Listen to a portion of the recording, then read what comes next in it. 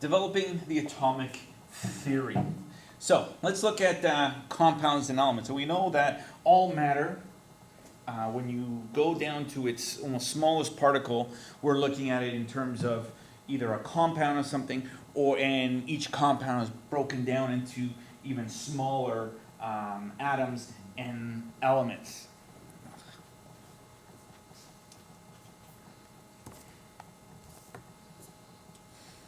Developing the atomic theory. That's today's lesson.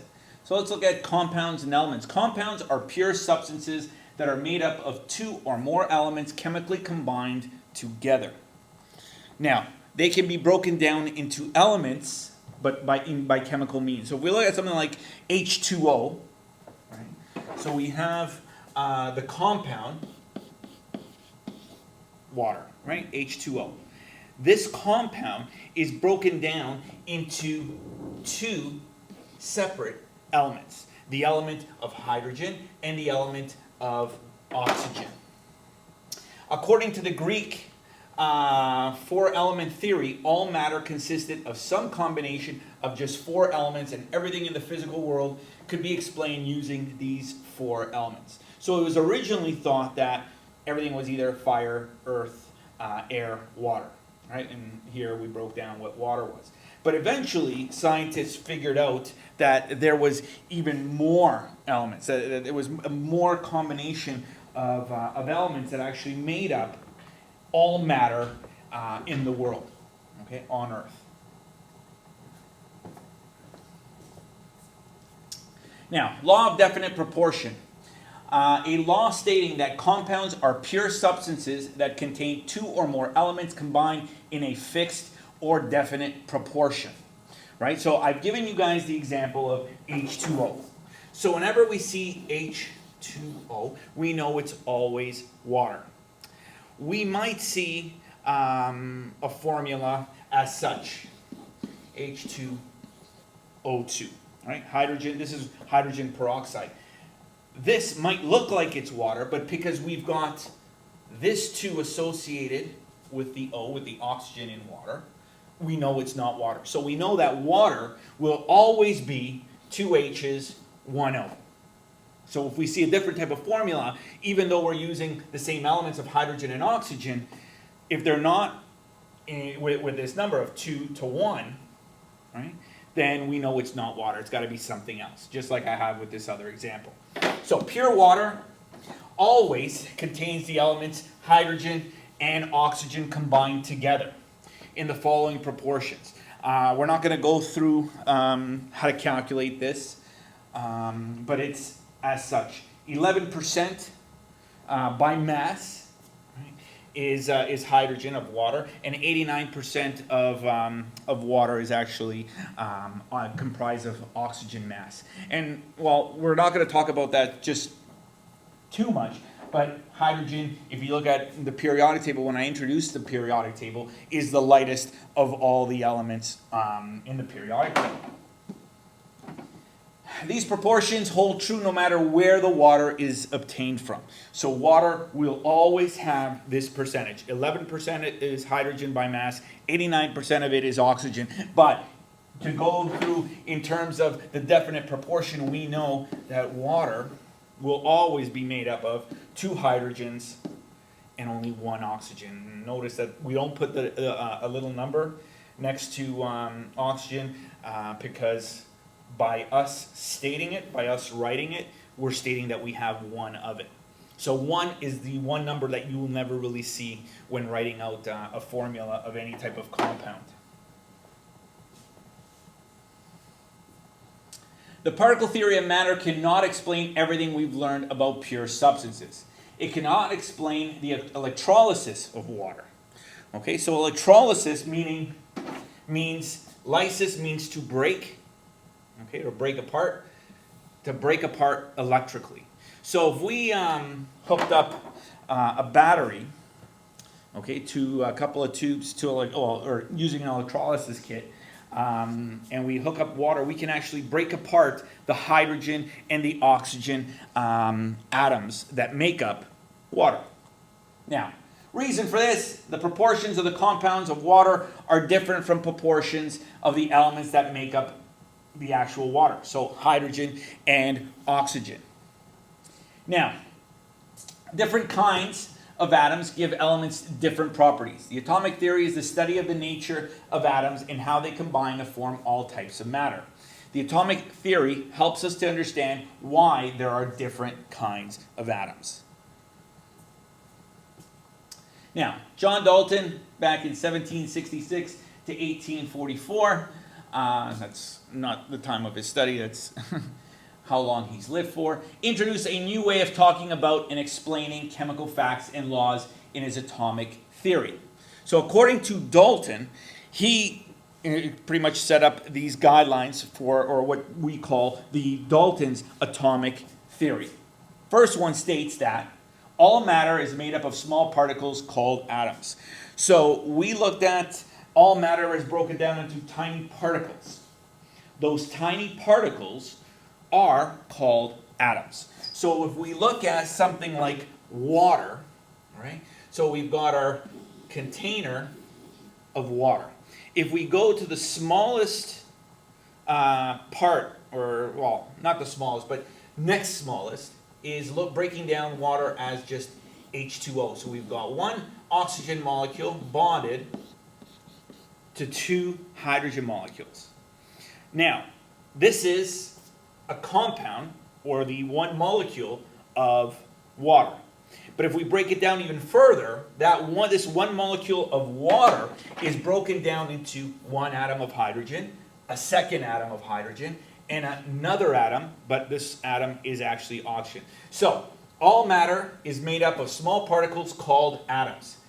This one is broken down into, well, 3 atoms that make up this one compound, but when we look at it, we've got 2 elements, and that is hydrogen and oxygen. Atoms cannot be created, destroyed, or divided into smaller particles. So, once we, let's say, break apart, okay, water using electrolysis, and we break it apart into hydrogen and oxygen gases, right? This atom of hydrogen is the smallest possible unit that we can actually have. Right? So we cannot really break it down any further. There are other smaller parts that make up hydrogen, make up the actual atom of hydrogen, but these are what we call subatomic particles, and we'll talk about that in the later chapter. All atoms of the same elements are identical in mass and size, but they are different in mass and size from atoms of other elements. So, we talked about how 11% by mass is hydrogen, 89% by mass is oxygen. Hydrogen, as I've also said, is the lightest element in the periodic table. So this atom will be also the lightest atom in the periodic table. Oxygen is heavier by mass. Each atom, as we're going to see in the periodic table, each one is completely different to one another in terms of its mass and in terms of its size. Right? But hydrogens are hydrogens. Whether we have one here and another one here, hydrogen is still hydrogen. Oxygen is oxygen, right? When we compare hydrogen to oxygen, they're different to one another. When we compare any other atom in the periodic table, they're all different from one another. Compounds are created when atoms of different elements link together in a definite proportion. So what we're going to do is we're going to link hydrogen gas, oxygen gas, but it's not as simple as just that, right? When we put them together, they actually form these compounds. So compounds are created when these atoms put together in some way, in some kind of chemical reaction. And this is what constitutes to Dalton's atomic theory. Dalton also devised a series of element symbols to represent the atoms of different elements. Okay? So we've got here pretty much what his symbols were. So he had a few things here like silver, which he circled with the letter S within it. We have hydrogen here, the circle with the dot in the middle, right? So he used these symbols to help make it easier to communicate, right? So these symbols, as shown, okay, were actually created back in the 08. And these symbols helped bridge the communication between scientists. So we were able to use symbols instead of rewriting the entire formula. So if we saw something as such, the circle with the S in it, we knew we were talking about silver. If we were looking at the letter L here in the circle, we were talking about lead. Please don't memorize these letters because you'll be provided with a periodic table. And one thing you're going to notice when you look at the periodic table, S is not for silver, L will not represent lead. Okay, so this was just for Dalton's, his simplest way of explaining or showing symbols for various elements that he pretty much was able to identify. John Dalton suggested that atoms were like small spheres and that each element had a unique type of atom with a particular mass. So if we look at this, and we've got a whole bunch of spheres here. So using what I stated before in terms of hydrogen, he would have probably explained that hydrogen would have been the smallest one. And as we got bigger, we were looking at different. So each element was a different sized sphere. That's what he pretty much suggested.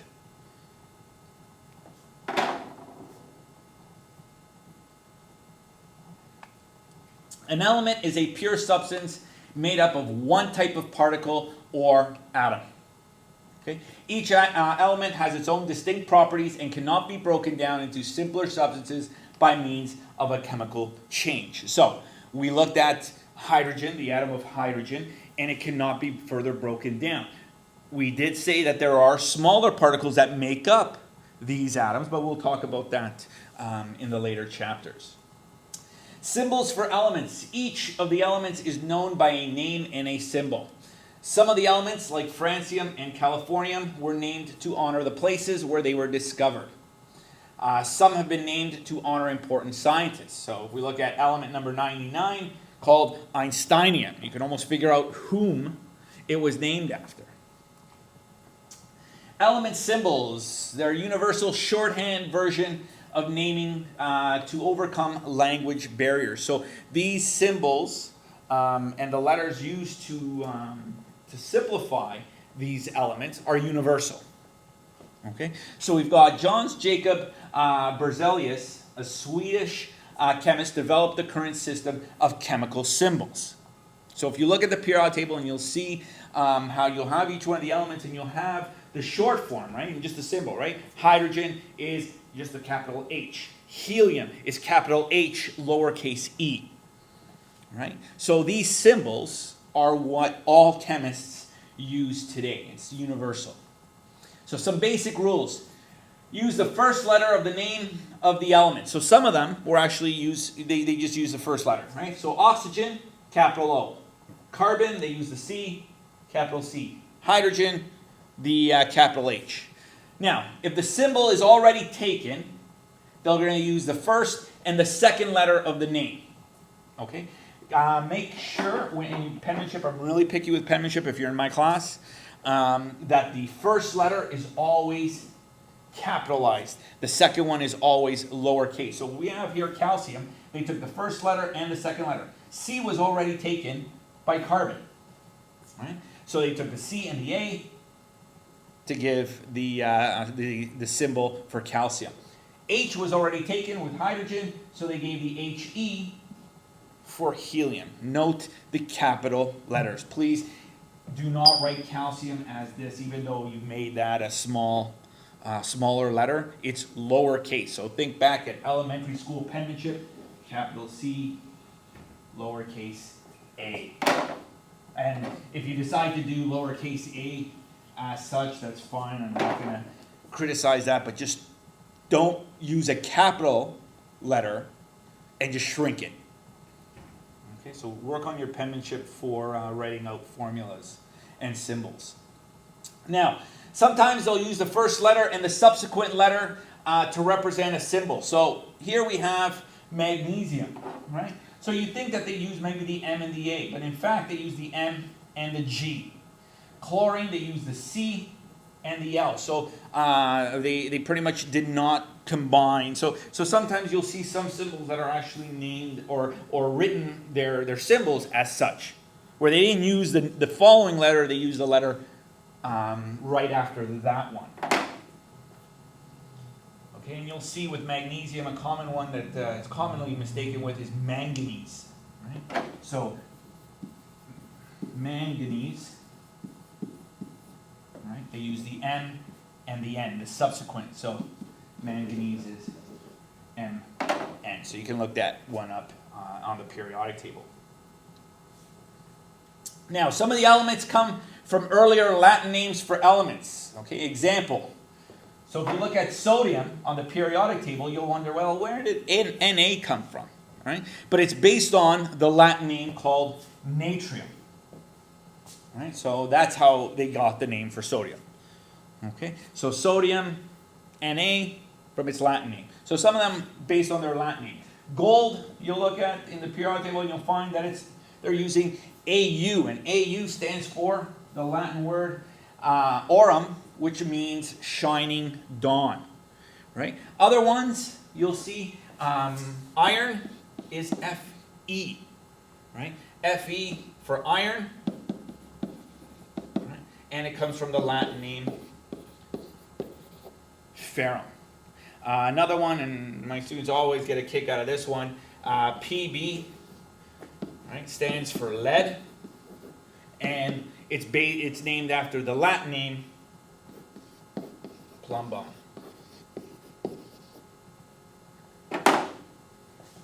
And that's just a few of them that I wanted you to be made aware of for their Latin names and where they got the symbols that they use for those elements. Pure hydrogen and oxygen are both gases at room temperature. Burning hydrogen and oxygen produces the compound of water. Okay? So, which gives us the formula of H2O that we know, the universal formula for water. So, one formula we should all know. Now, law of definite proportion tells us that every pure substance has a fixed and definite composition. We talked about this earlier on. Okay? And that means here, according to the chemical formula H2O, water must always contain 2 atoms of hydrogen for each atom of oxygen, whether the water is in a glass, in a lake, or in the form of an ice cube. So any state of matter, right? Whether water is, frozen as an ice cube, whether water is a liquid that forms, the drink of water that you're drinking, or whether it's a gas, right? It's evaporated and it's just water vapor. It's still H2O regardless. There has been no real change. It's just a physical change. We're changing state, which is a physical change. H2O is always a formula for water. If you see anything else, if you see a formula, as I said, hydrogen peroxide, that looks like it might be water, but it's not because we've got 2 hydrogens, 2 oxygens.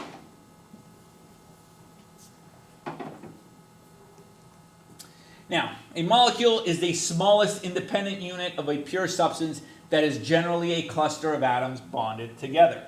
So what I have here is, I've got a simplified diagram of what the water molecule looks like, right? Our H2O.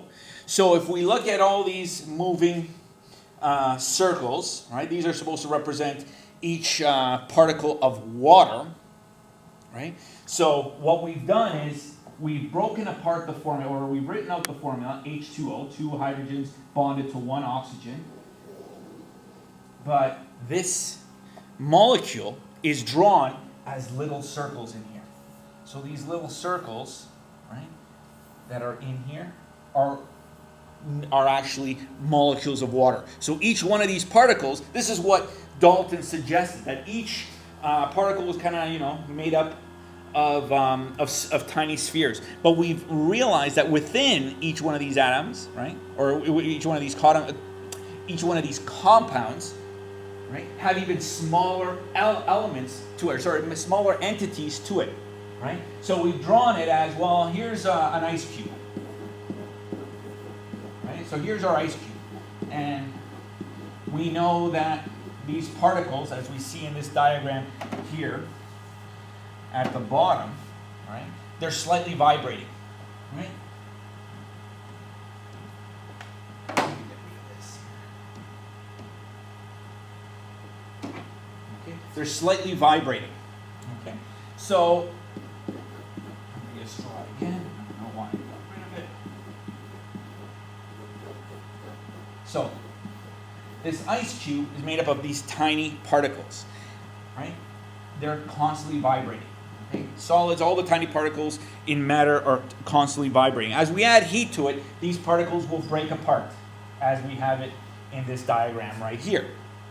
Right? And eventually, we continue to we continue to add heat to it, and the particles break apart to the point where they, start moving randomly, okay? And they are taking up the space of the container. So we've got each one of these particles. Each one of these particles represents H2O, right? So each one of these particles, if we look at it even more, okay, in detail, each one of these particles. So whenever you see these little circles, this circle, each one represents this one oxygen bonded to these two hydrogens, and that forms the actual compound of water. So the formula H2O tells us that a water molecule is made up of 3 atoms in total. 2 hydrogen atoms and 1 oxygen atom. Okay, these 3 atoms stay linked together regardless of how many times the water is melted, boiled, or frozen. So each one of these particles is 2 hydrogens, 2 atoms of hydrogen, 1 atom of oxygen. But, right, so we're looking at it in terms of atoms. 1 atom, 2 atoms. But how many of these do we have? Well, we have 2 elements, right? So if we're looking at it in terms of elements, look at each symbol in the periodic table. So if you look at the periodic table that you should have in your science room, okay, we have it here at the front. We've got hydrogen and oxygen. Those are elements. But when we associate a number to them, we are talking about atoms. Okay, so when we refer to a number with the element, we are referring to the number of atoms. When we are referring to just the formula, the symbol, right, or the name of the symbol, we are referring to elements.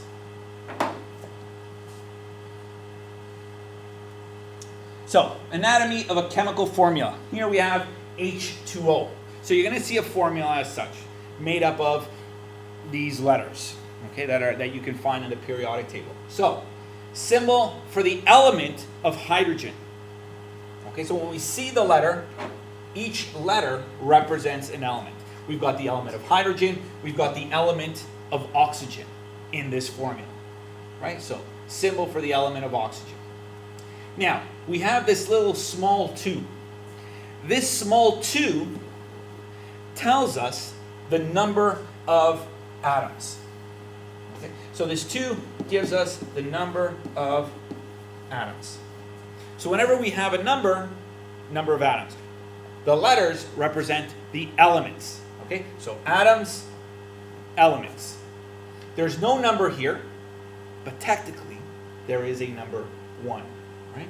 So there's no small number here, means that there is 1 atom of oxygen, right? But we never put the 1. There's 1 atom of oxygen.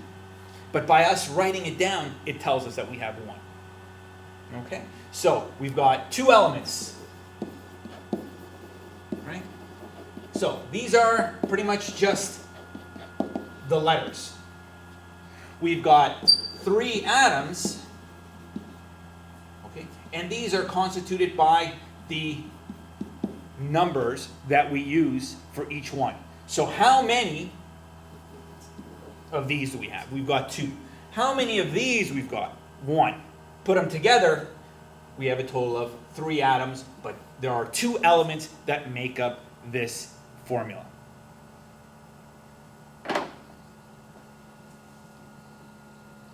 Water molecules can be decomposed, broken down by electrolysis. We've talked about this before. This is because the added energy tears the H2O molecules apart. Unless there is added energy as in electrolysis, the atoms remain fixed or locked in their own independent molecules. So as hydrogen molecules, as oxygen molecules. So we can break it down using electrolysis. But you'll worry about that later on when we go into chemistry a little more in depth when we're talking about balancing chemical equations. And you'll see that more at the grade 10 level.